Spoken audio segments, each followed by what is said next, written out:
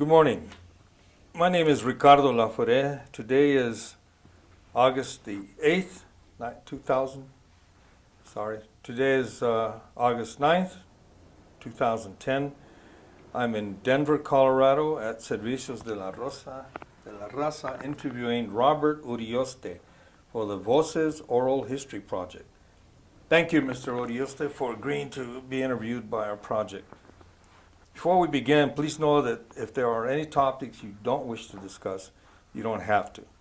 Also, if there's something that you do wish to discuss that I may miss, we want to hear you.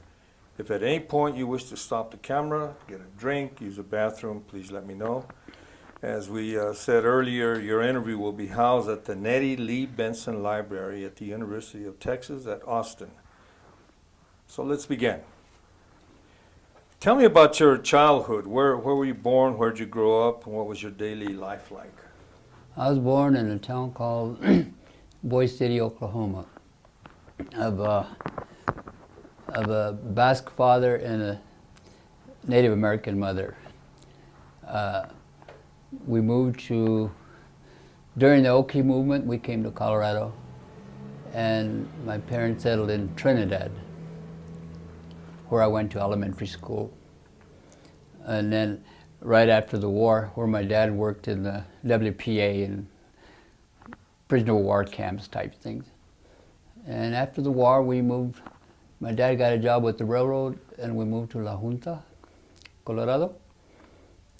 And I went to school there for 4 years. And that's about it. Do you have any brothers and sisters? I had 5 brothers and 5 sisters. What are the memories of your childhood like? I mean, what did you do typically on a day with your brothers and sisters? Where'd you play? What memories do you have of those early years? Very, very close family. Brothers were always together. Of course, one brother was way older than we are, so he wasn't involved. But the other brothers, we were very close. Went to the same schools and did things together. We played together and so forth. And very blessed that we had such a loving family. Tell me about your parents. What memories do you have of your parents? Memories I have of my parents, my mother, Lilindita, she was 4'10", of Apache Navajo blood.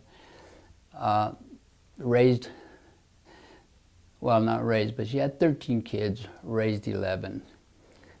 Always busy, always washing clothes, always cooking, always busy at home. She never worked in an outside job. She never learned how to drive. Never spoke English. They spoke Spanish in my house because of the Muscalero Apaches spoke Spanish. And so she spoke Spanish, and my father, being Basque, raised in New Mexico, they spoke Spanish also. And so we grew up speaking Spanish and going to church.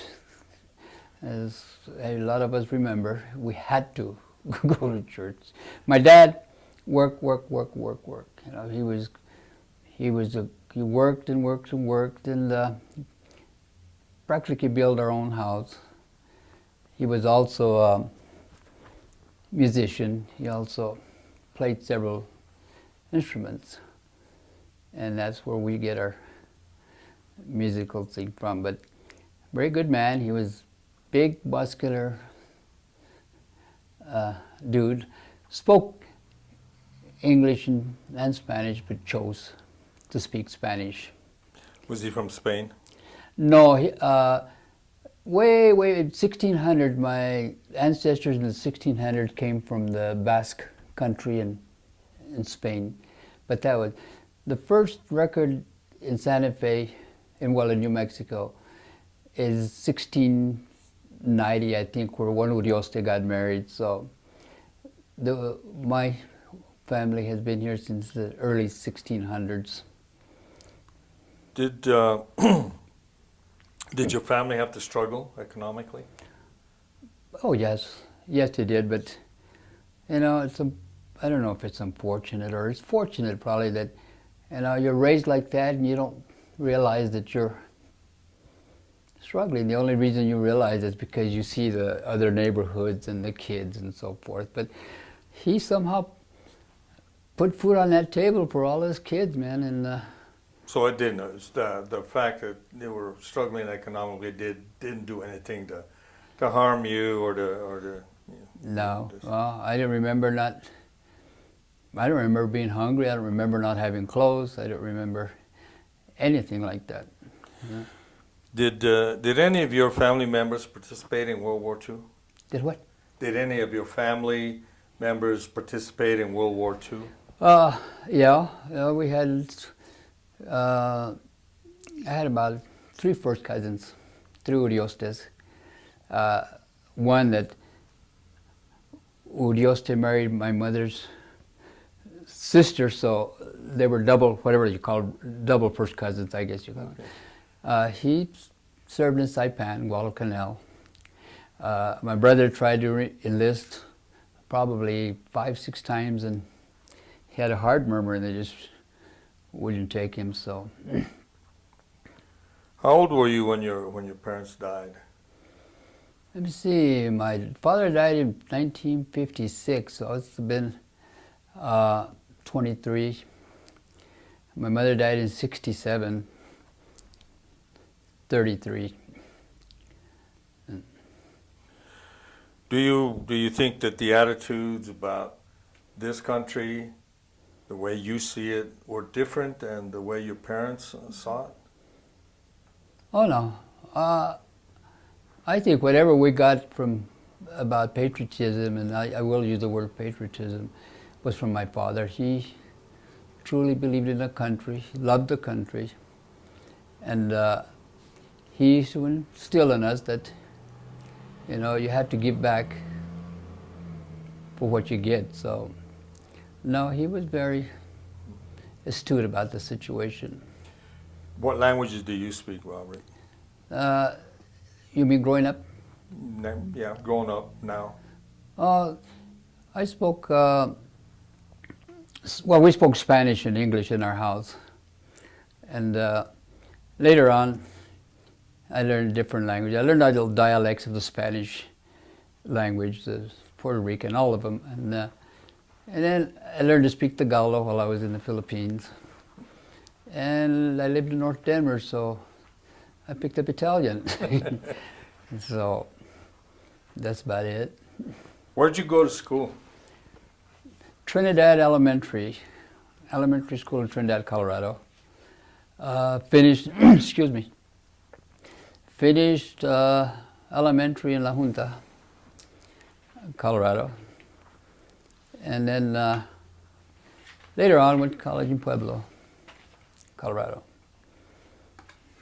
How were your school? What was your school experience like? Or were you a smart student? Were you a average student? I was a high student. High student? Yeah. You got good grades? Yeah, I loved school. In our school we had divisions, 1 through 5.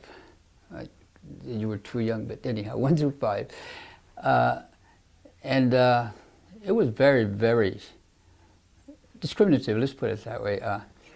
There was the school we went to, and then across the street was another school where the Anglo kids went to. So you were segregated in your yeah, I don't know if you could say completely segregated because the poor whites went to school with us, Yeah. And so, but I remember very well because when Park School got tired of their playground stuff, then they put it in our school. I remember that, and so I remember that. I was usually, my friends were usually in the lower grades. I always was in the higher grade divisions. My father insisted. So he pushed you guys. Oh, I mean, literally, with a cowboy boot. Would it be accurate to say that to call it more like economic or social class segregation? If poor whites were in with you guys? Or? I think it would be both. Okay. I think it would be. I think it would be both. Probably more social. Well, probably more economic, but you could feel both of them. You know, like for instance, all the teams are the white boys, yeah. and so forth. Anyhow, I didn't like the school in La Junta. Let's put it that way. Did you participate in any kind of extracurricular activities when you were in school? No, in junior high, the only thing I couldn't make the football team because I was supposedly too small. Basketball, I was too short, supposedly. And I say supposedly with questions. And so finally, I went to state for wrestling. I wrestled for junior high. I didn't go to high school at all. I mean, I got my high school in the Air Force. Oh, okay. We'll go through that later, but after I finished the 8th, oh, go ahead, I'm sorry, I'm getting ahead of you. No. You're No, I just fine. went to the 8th grade. Well, my next question was going to be about high school. So you're saying you went to the 8th grade, then what you did? I enlisted in the 8th grade, then I enlisted into the Air Force. Right after the 8th grade, you enlisted? Well, a year after the 1950, if you want to go into that already, I can go into it. 1950, well, we got out of the 8th grade in probably 49. Oh. Okay.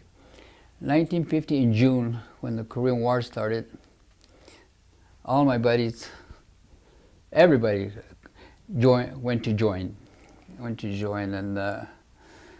you know, it's a lot because we wanted to join the army, but a lot had to do with the economics, and you know, like we had a choice of onion fields or the military, or trouble yeah. in the military. You know, like the A&W root beer stands, et cetera, didn't hire Latinos, Patriotism.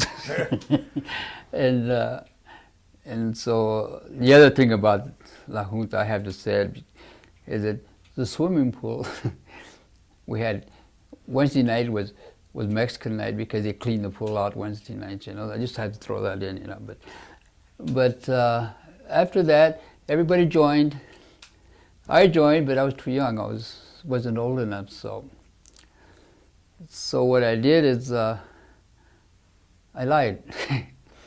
I lied about my age. I'm not saying how I did my birth certificate, but I changed my birth certificate and I went into the service. Joined in 1950, December 50. So how old were you when you were actually in the military?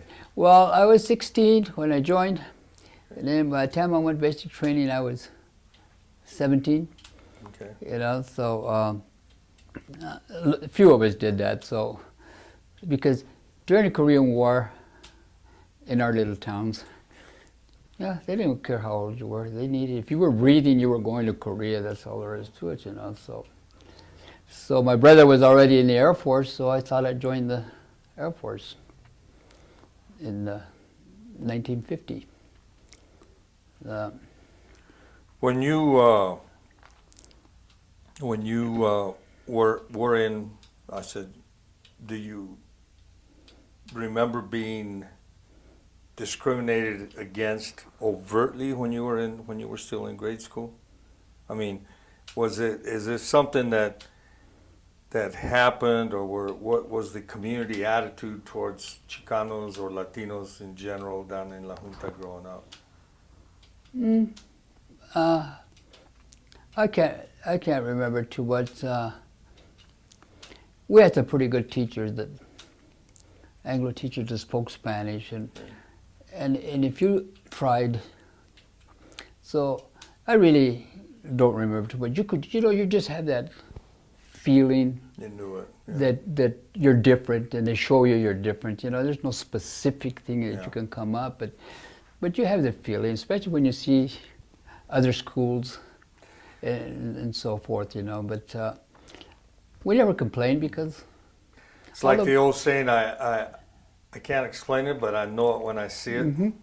And all the buddies were in one school, so that was the important thing. So you said that when you say we all did, does that mean like that for Chicanos in general? Was it like that's probably what they were going to do? They were going to join the military because the only things left were field work or manual labor? Oh, we did. We did join. All joined. We had a gang. In those days, a gang meant guys hanging around and doing different things, and it didn't mean what it means. Now the connotation was just people that got together, and there must have been about 15 of us in the neighborhood, you know. So, but unfortunately, 95% went in the Army, and just a few of us went into the Air Force. Because I guess the entrance exam was a little harder for the Air Force at the time. What do you recall about the time when the Korean conflict started? How old were you when they? I was 16. You were 16. I was 16, and it was June. We had we were all working in the fields. Most of the buddies were out in the fields. Our parents would pack our lunch in the morning. We'd sit outside in the street, and the truck would pick all the kids up, and we either weeded onions and later on topped onions or tomatoes, everything, you know. But I guess it was a bad thing. But you know, like when you're a teenager, you can make everything fun, you know. And hell, we went. Well, our parents needed the money. We made 50 cents an hour, worked 10 hours a day. We made $35 a week, and we gave 30 to our parents. You know, but which was, you know, but there was no complaints whatsoever because most of us went to the fields because there were so many girls there. You know? Did you say that you by the time you went into the Air Force you already had an older brother who was already in the military? Yeah, my brother Tom had joined in 1948. Okay. He was 2 years older than me, but and I just envied him. He'd come home in uniform. I would wear his uniform. He and I went as brothers, as twins, because when I changed my birth certificate, we kind of became the same age. The Army couldn't tell why his birthday was in March and mine was in August, but that's okay. But we served all through the military together. He did 36 years. Wow. So, okay, here you are, you're 16, you've somehow or another falsified your birth certificate to show that you were old enough. Where did you enlisted in the Air Force? Mm-hmm. And where were you living at that time that you enlisted? La You in Junta. And you went from La Junta to where? No, well, in La Junta you enlisted there and took your exam at the post office, and that's where you enlisted, and then they send you to Denver for your exam and for the swearing in. And then where did you go to basic? Well, we came here, and then after swearing in, they flew us to Lackland Air Force Base in Texas. Is that San Antonio? Huh? Is that San Antonio? San Antonio. Yeah. Uh-huh. And what happened there is that during the Korean War, everybody was rushing to the Air Force. Yeah. So by the time I got to Lackland, there was no space, there was no barracks. So we lived in tents because there was no place to live. Our basic training consisted of 14 days of shots and questions, and that's it. No war training, no nothing. And then what? From there, and then after we get there, they sent me to Dallas, Texas. But And when we got to Dallas, Texas, well, in those days, Hispanic, I'll use the term Hispanic, even though there's no Spain. Anyhow, at that time, Hispanics could be two things. Could either be in the motor pool or could be a cook. Okay, that's the options we had. Most of us had because most of us didn't have high school. Yeah, so what they decided, they're going to put me as a cook, and I rebelled. And I said, there's no way I'm going to cook. So they put me in the motor pool. So I went in the motor pool, and then for some reason they sent me to Fort Benning, Georgia for more training, and that's where I really received training. And what kind of training did you get there? well, we were with the 82nd Airborne, so we received, not with them, I mean, living with them. Mm-hmm. So we did the same, almost the same stuff, except jumping out of planes and stuff like that, you know. And what it was a cook school, but I just refused. And so they sent me back to Dallas, Texas, back to the motor pool. And a few months later, unfortunately, I kept volunteering for Korea because so many of my buddies were already on their way over there. Yeah. Well, at age 16, okay, I'm trying to follow this along. At age 16, you probably weren't very political then. You were probably apolitical, Didn't know anything about it. So how did you feel about the war effort? I mean, what did you know or what had you heard about Korea? Did you support the war effort? Or? We didn't know nothing about it, man. I didn't know. You were just... You know, all I know they said is, you're an American soldier, you kill Koreans. I was going to say the word, but you know, it's not nice because we don't like it, but that's what they used to say. So there was no, I didn't know anything about politics. I didn't know we didn't know what the South was. We didn't know what Korea was. And so by that time, they were all getting sent over there, you know. I had one buddy that had been shot there once already. So I volunteered 3 times. Finally, in January of '52, I got orders to go to Far East.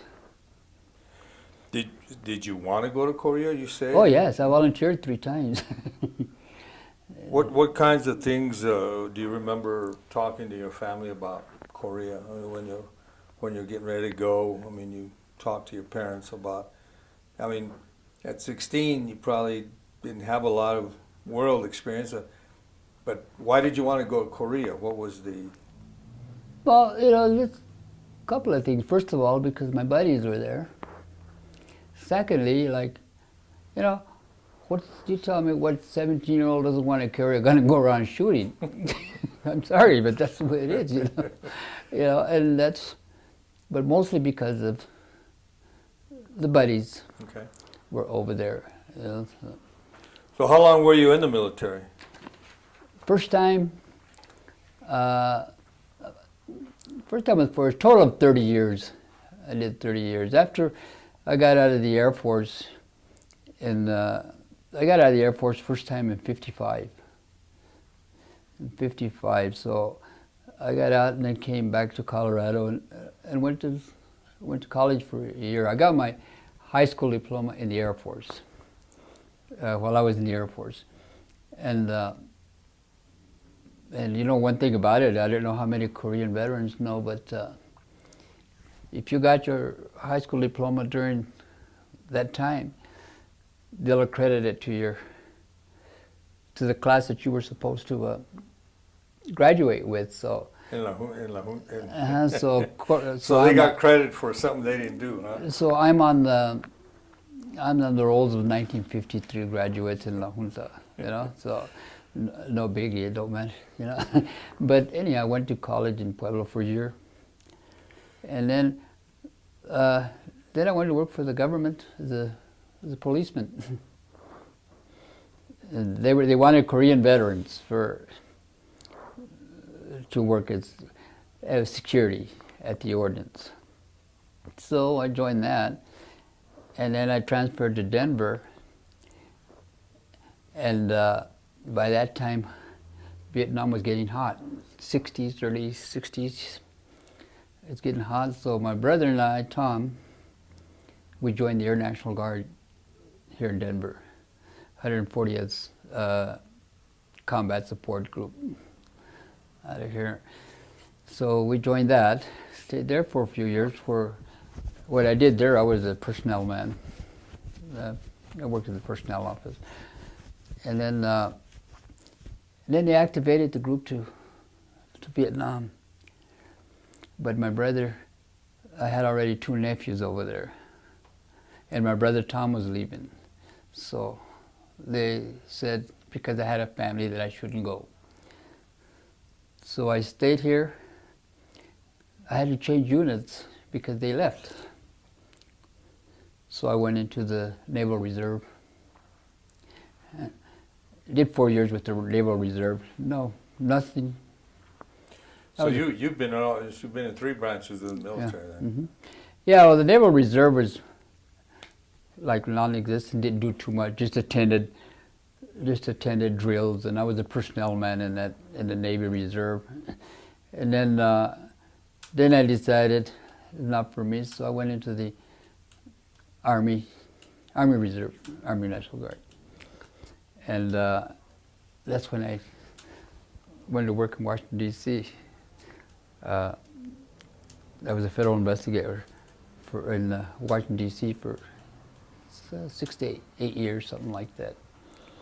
And while in Washington, D.C., I joined the reserves over there, and I was a criminal investigator for an MP unit to begin with. Yeah. And then after that, I joined another unit and they made me what they call the Human Relations Equal Opportunity Officer, because my job, civilian, was civil rights investigator. So that fit pretty good. So you've had a pretty diverse military career, to say Yeah. the least. Yeah, that Human Relations Equal Opportunity was a brand new thing. They sent us to Race Relations Institute, which was fantastic, you know. And then I got activated, and then I got out of the Army. I was going to show you some of the things. Let's just go through this, okay? Just, if I can, I just want to show my 3 discharges. There's my 3 discharges. Army, Navy. Okay, there's the Army, Air Force, Navy. And there's me in 53, 1953, overseas, during Korean War, and uh-oh, what happened to my other one? My goodness gracious. And I have 10 discharges, by the way. And then there's me in 1975, after the Vietnam War was over. Okay, so I got those, and then I got back to Denver and stayed in the reserves. So it all started with Korea. What? Well, I wasn't in Korea, All right, but Rich. I was in during the Korean. during the Korean War. We served out of Clark Air Force Base in the Philippines. I was with what they call the 6200 Air Base Group, and the mission was to supply the bases in South Korea. So tell me about the training. Did you feel like that you got the right training that you needed to take those supplies to Korea? I mean, No. the training you got, did they prepare you well for what you did? Oh, to begin with? Yeah. Oh no, 14 days basic training with. They didn't have no rifles. They didn't have nothing. Are you kidding? No, I don't think so. If I'd have had to fight in Korea, which, by the way, I'm not a combat veteran. If I'd have had to fight in Korea, I don't know. I wouldn't know the difference between a carbine and a machine gun at that time. Did you set foot in Korea, right? You spent time there. Uh-huh. Maybe not as a combat veteran, No. but you spent time in Korea. What they call TDY. Yeah. Did you were you briefed about the people and the culture of Korea? No, no. Actually, you are briefed on it. You know, they're just told what to do, and what you can do, and what you can't do. You are briefed. You know, like we were more briefed in the people of the Philippines. You know. So how much contact did you actually have with Koreans? I mean, actual contact on the ground was Minimum. Minimum. Very, very little. Minimum. Like I said, spent 18 months overseas, so, but mostly in a, what they call a supply. yeah. But you weren't actually based in Korea? No. Okay. During that time, what was your specific assignment, did you say? You flew supplies? Well, yeah, it was, like for instance, you know, I was a truck driver. Again, I was a truck driver at that time, and the truck drivers did multitude of things: fuel jets, load bombs, load supplies, this type of thing.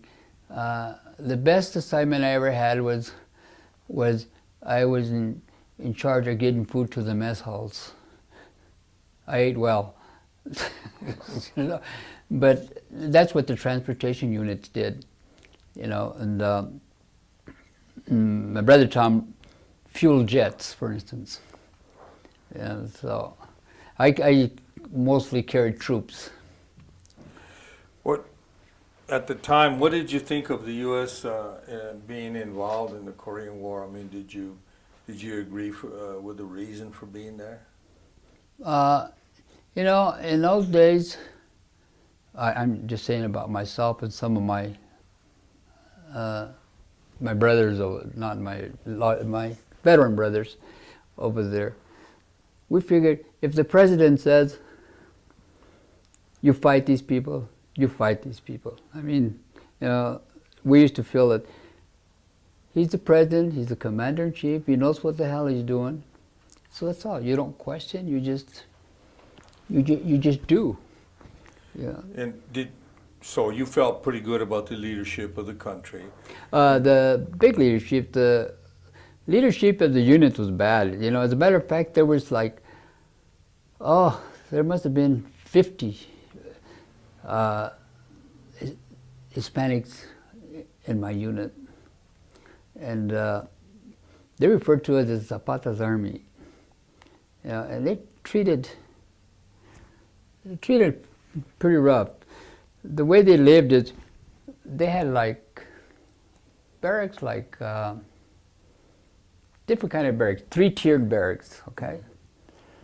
And let me see, the blacks lived on top, the Hispanic lived in the middle, and the whites lived on the bottom, and there was conflicts all the time, racial conflicts, but it was because of the officers. The officers were very, very racial, you know. So the leadership, you didn't feel very secure under their command. Yeah. Well, no, because they were so, I don't know what kind of word you would use for them. You know, let's say, for instance, like, "Hey, Pancho, get over here. Hey, Chief," for the Indians, you know, this type of thing, or somebody, "Hey, we're having watermelon at the barracks," you know, like, and stuff like this, you know, and you could feel we had one adjutant that went out on a field trip. We were hoping he wouldn't come back, man, because a lot of guys just could not handle it. Were there any Hispanic officers or No, even no. non-coms? None. Not even a non. Very few. Let me see. In my unit, there was one staff sergeant. And that was it. That was the highest ranking Hispanic in the whole. Yeah. In your unit. In my unit, Yeah. How did you feel about that? I mean, we felt pretty bad, you know, because we couldn't get no rank. We couldn't get no rank because, as a truck driver or as a cook, and by that time, they had decided that we could also do MP work. So a lot of the Hispanics were transferring to MP units. Did you see that as a step up? I don't know. I didn't see it as anything. Actually, I didn't want to be an MP. Let's put it that way, So, but by the time I left, there still wasn't any Hispanic MPs. So that was the bad part of it. It was very, very, and then, they had just barely segregated the armed forces in a couple of years before that, but they weren't integrated. They still. But that's another thing. But Did you during that time, during the Korean period, did you receive any awards or citations, accommodations? During the Korean War? Well, later on, much later on, as a matter of fact, just 2000, I think, we were allowed our Korean ribbons because at that time, Air Force was not allowed to wear them. Yeah. So you were in Korea. You couldn't have an insignia that showed that you were there. No, that you weren't allowed the ribbons. So in 1950, they passed the new order that if you were supporting, if you were, mostly for the Navy, that you were in the waters or you were anywhere near, then you also were a Korean veteran. So then they awarded the ribbons. These are, I can't remember, but these are my ribbons. This year is the Army Commendation Medal. Okay. This is the Army Commendation. That's one I'm the proudest of, but I got that for leadership. When you got back in the States, how were you treated by the community? I'm going to go back to when we didn't fly. We came by ship and we landed in San Francisco. We landed in San Francisco. We got off of the ship in San Francisco. Probably 5,000 troops from Korea, from all over the Asia, and nothing but no Red Cross, no donuts, no nothing, man. No ticker tapes. Nothing. They got us off of the ship, took us straight to the train depot, and shipped us out. And then when we come back, we went through the thing that our brothers in Vietnam went through, like the baby killers, the stupid guys for serving in Korea, that type of thing, So it was painful. Did you suffer any disabilities while you were in the military?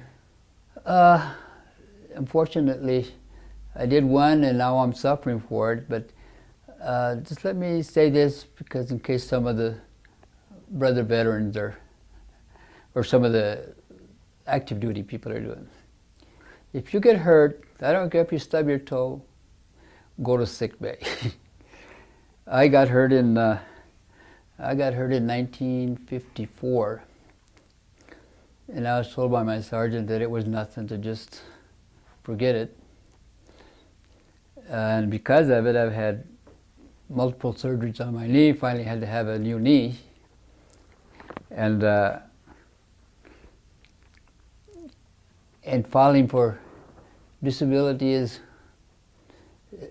well, it still is, but it was an impossible thing, to do, So simply because there was no record that you reported to sick bay, which is kind of dumb because all the records burned in St. Louis in 1972. Fire. All the files burned, so what do they talk about records, So what you have to have is a witness that saw you get hurt. I'm sorry, folks. At this point, I'm 77. My witnesses are all are all gone, man. Or don't even remember what they did with their keys, much less what happened in '54. So do you feel like that the government took care of its troops? Do you think the government still takes good care of its troops now? Oh man, that's a touchy thing, because no, I don't think the government. I mean, I've had very good care through the VA, but that's me. Overall, you don't. Me, well, I'm a veteran service officer, and I know the steps. I know what to do. So that's probably why I got good care. But no, they don't take care of our troops at all. And one of the things that's makes us very angry is that they're forgetting the old troops. You know, like God bless our young troops that are in Afghanistan and Iraq right now. They deserve everything they're getting, plus more. But don't put viejitos in the corner, you know. The Korean veterans now are becoming of age where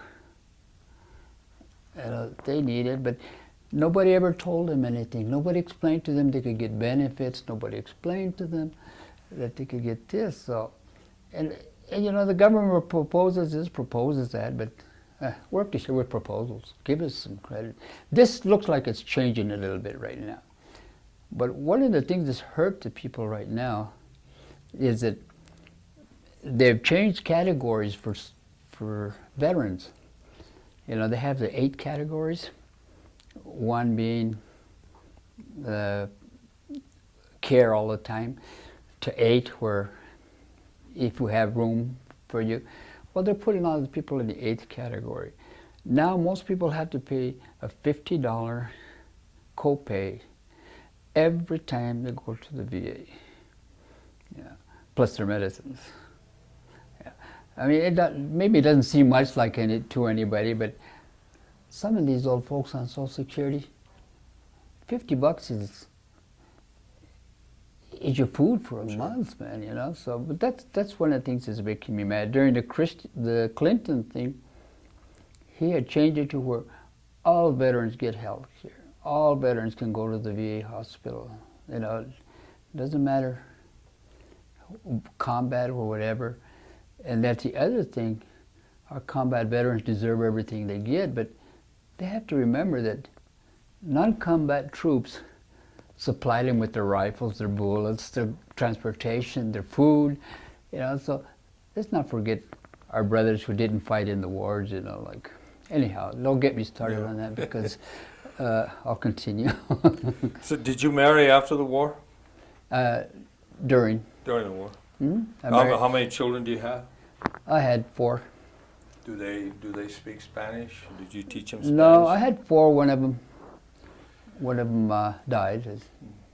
And I keep saying, as you know, because I happen to know Ricardo. But no, now they do. They never just spoke Spanish growing up because they went to schools where they weren't allowed to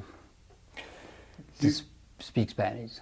What does participation as a Latino in the military mean to you? I mean, do you recommend it for other Latinos? Totally. I mean, you know, this combat fighting the war isn't the only thing in the military, you know. I mean, geez, you got these bonuses, you got everything, you know, like they say, well, geez, you know, we hated each other. I said, look, we lived in this little town, works in the onion fields, no outside toilet, no running water. We go in the military, you have these bathrooms, you have your own bed, you don't sleep with 6 brothers, you have all the food you can eat. My God, what's to complain, you know, like this is heaven, man. You know? So, no, I would recommend it to, all. My grandson served in Iraq. Do you think that the war had an effect on the Latino community at all? I mean, was there anything positive to come out of that for Latinos as a whole? I think the opposite, Rich. I think that negative feelings. I don't think Latinos are acknowledged. Latinos are recognized. The movies, TV, stories, like you see the movies and you probably see one Latino in the whole cast, and he's the first one to get killed. Yeah. You never see any sergeants that are leading the troop. You never see any officers. So it's getting really, really negative because, who even mentions our Latinos now in Afghanistan? Who the hell even mentions them? Like there's so many sergeants, there's so many. Do you think that's still due to racism or just the negative media portrayal? Or? I think it has to do a lot. Racism anymore in the service. The last years that I served, I didn't see that. What I saw after Nam and during Nam is it's a brotherhood. The best brotherhood there is I think in the world. Veterans have to be the best brotherhood. You see somebody wearing a hat, man, you don't care what color, where he's from, you're going to shake his hand, you're going to say hello. So I don't see too much racism. It's always there. That's always there. It's going to be there forever and ever. But no, I think it has to do with the media, mostly. And the government has to do a lot with it. What do you think about the difference in the experience from Korea effort as opposed to World War II in Vietnam? What major differences do you see in that? I remember World War II as a preteen and growing up, how people seemed to be together. It seemed like all people were together. You could feel the patriotism. You could feel the concern for the war. Soldiers come in. Everybody loved a soldier.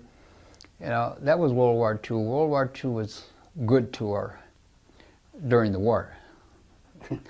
And in Vietnam, our poor brothers got out there, and no, they were nothing because of the anti-war sentiments, and the stupid people, I'm sorry folks, but the stupid people that don't know the difference between a war and a GI. GIs didn't have nothing to do with the war. They just fight because they tell them to. So I think they went through hell. I don't think nobody will ever go through what our brothers in Vietnam went through and what they are going through now. I got spit at in my uniform during the Nam era. Went to fisticuffs a few times because of the uniform. What advice would you give to future Latinos who might be listening and who are going to see this interview here? Just look right into the camera and what advice would you give to them for the future? Regarding just the military or just in general? Any kind of advice you might want to give based on your experience? I recommend the military. The military was very, very good to me. I loved the military. All the experiences of the military. They're very good to me. If I hadn't joined the military, I have no idea what we would have done in those villages that we lived in, My advice would be that, try it. It's not only war. You can get a good education. You can get paid. Be proud. Be proud, Be proud you're a Latino and most of all, don't let him step on you. Don't let nobody step on you. Be proud you're Latino, Chicano, Puerto Riqueño, lo que seas. And don't let nobody even tell you any different because, hey, some of the best soldiers that I've known in my life were Latinos. So. Well, Robert, I want to thank you on behalf of the Voces project for agreeing to take part in this interview. I thank you on a personal note. I thank you for your service and your time and your sacrifice and your contributions to our country. Is there anything in closing that you would like to say? Yeah, I would. I definitely would like to say something because I believe in what Dr. Maggie's doing and defend the honor. I believe, as a matter of fact, I was the rep chair for Defend the Honor. And I believe that we should have more visions of the Hispanic Latino. Let's all fight. Let's show what the Latinos can do. Let's do that. In case some folks don't realize it, Latinos have more Medal of Honors than any ethnic group. Now that tells you something there, it's not that we're more heroes or we're stupid, it's just that we believe in what we're doing. That's what you have to do. You have to believe in what you're doing. Don't bitch. If you're going to bitch, do something about it. If you're going to have a problem, have a solution for the problem. We fought the long ways and it's a long ways to go, and I want to thank you, Rich, because it's personal, and I happen to know you personally, and I want to thank you very much. Thank you very much, for Robert. the service that you've done for the country also. Thank you, Robert. Okay.